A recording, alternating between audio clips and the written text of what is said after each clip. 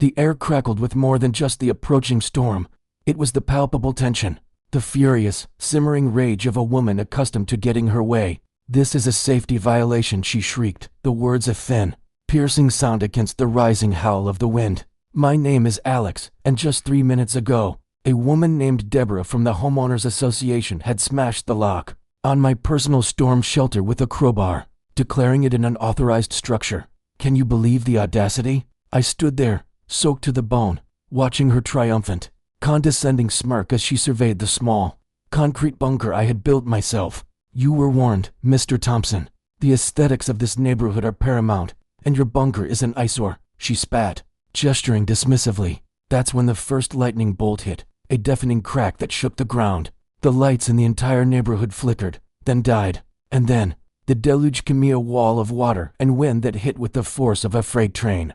Deborah, her face suddenly pale, stumbled backward into the shelter, pulling the door shut just as a tree branch snapped and slammed against the concrete. She was trapped inside my shelter, with me, the man whose property she had just vandalized, and the very storm she had tried so hard to avoid. The irony was almost too sweet to bear. The shelter door groaned under the pressure of the storm, a low, ominous sound that matched the thunder rolling directly overhead. The dim, battery-powered lantern cast long, dancing shadows. "Well," she started, trying to regain her composure, her voice now a shaky imitation of its former imperiousness. "At least we're safe, for now." Safe? With a woman who had just committed a literal crime against me. My jaw tightened. "Safe from the storm, maybe," I muttered, the words thick with the frustration I'd been holding back for months. The truth was, this wasn't just about a shelter. It was about a pattern of harassment, a relentless campaign of petty tyranny that Deborah had waged against me and every other non-conforming homeowner on the block. The last 2 months had been a living hell of her constant demands, a flurry of threatening letters about my unapproved bird feeder, my slightly overgrown lawn, and now my storm shelter. I watched her shiver, a stark contrast to her earlier self-assured posturing, and felt a flicker of something not pity, but a grudging awareness that we were, for this brief, terrifying moment, in the same boat. "You should have just complied, Alex," she whispered, her voice barely audible over the roaring wind. "This could have all been avoided." My laugh was a short, sharp bark. "Complied, Deborah. I have documentation. Every permit, every zoning approval, every single detail was cleared with the city long before I even broke ground." I pulled out a small, waterproof pouch and a carefully laminated stack of papers. "This shelter is not only legal, it was recommended by the county's emergency management office.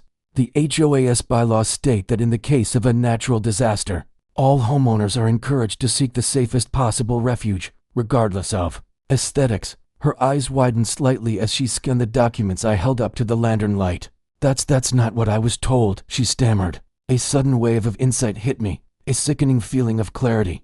"Who told you, Deborah? Was it the board, or was it you?" Her silence was my answer. My shelter was a pet project, a passion of mine.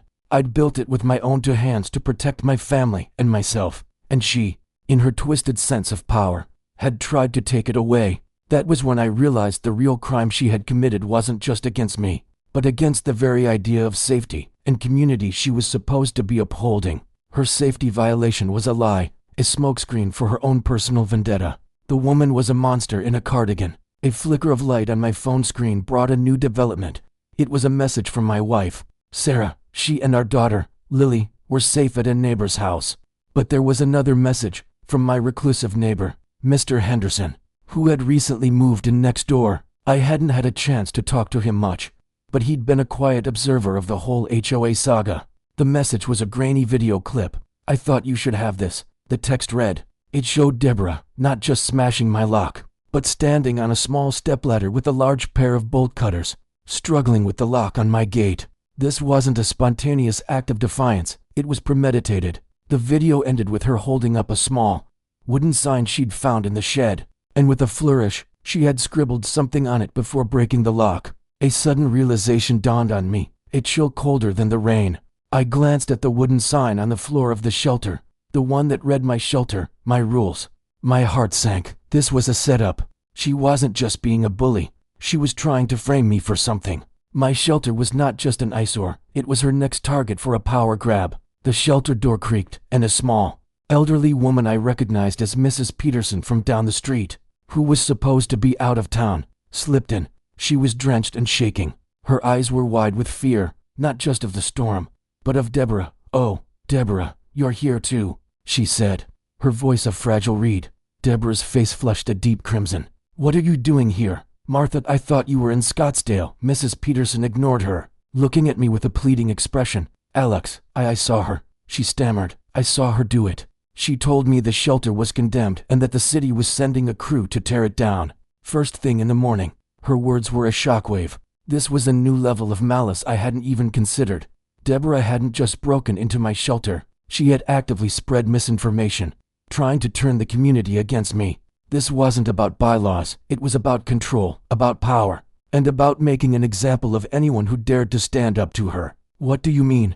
"Told you," I asked, my voice dangerously low. "She said she was acting on behalf of the entire HOA board. She had a list of violations she was going to report tomorrow morning to a city inspector." I was so worried. Mrs. Peterson's voice trailed off as she looked at Deborah. Deborah stood frozen, her eyes darting between us, the facade of confidence finally crumbling. My phone buzzed again. Another video clip.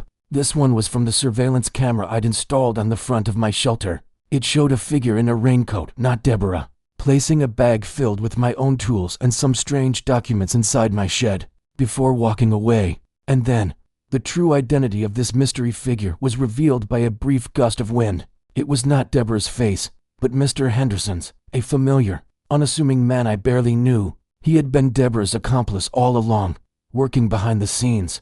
This was the moment I had been waiting for, the perfect, infuriating piece of a puzzle I never wanted to solve. The twist was a dagger to the heart. My neighbor had been a wolf in sheep's clothing, a silent agent for chaos. The board never authorized this, Deborah suddenly blurted out, her voice a thin, panicked squeak. I was trying to show initiative. Her eyes pleaded with me, a desperate look of a cornered animal. The storm raged on, but inside the shelter, the real reckoning was just beginning. It wasn't about me proving my case anymore. It was about the complete and utter destruction of Deborah's carefully constructed empire of lies. "Initiative," I scoffed. "You broke into my property, Deborah. That's a crime. And you lied to our neighbors, Martha. That's defamation. And what about your accomplice, Mr. Henderson? I have him on camera too." The color drained from her face completely. The air grew thick with her frantic, shallow breaths. She was no longer a power-hungry HOA tyrant. She was a terrified woman caught in her own web. All the power, all the authority she had wielded with such arrogance, had evaporated in a single, painful moment of truth. The rest of the night was an eerie, suffocating silence punctuated only by the storm's fury and Deborah's occasional, choked sobs. She tried to bargain, to plead, to offer me positions on the board, but her words were empty. The reign of terror was over. The morning light filtered through the cracks in the shelter door, a soft, hopeful gray. The wind had died down, and the rain had become a gentle drizzle. The shelter door, which had seemed so impenetrable last night, opened with a soft sigh. As we stepped out, the destruction was everywhere, but standing in the wreckage, surrounded by broken branches and flooded lawns, I saw my neighbors emerging from their homes, shaken but safe. They looked at me, at Deborah, and at Mrs. Peterson with a shared sense of confusion, and then understanding. I held up the laminated permit for my shelter, a small, triumphant gesture. Deborah, looking small and defeated, just stared at the ground. She was exposed, her lies laid bare, her power shattered. She had come to destroy my safe haven, but in doing so, she had destroyed her own. The bitter irony wasn't lost on anyone. The fight wasn't over yet, but the battle had been won.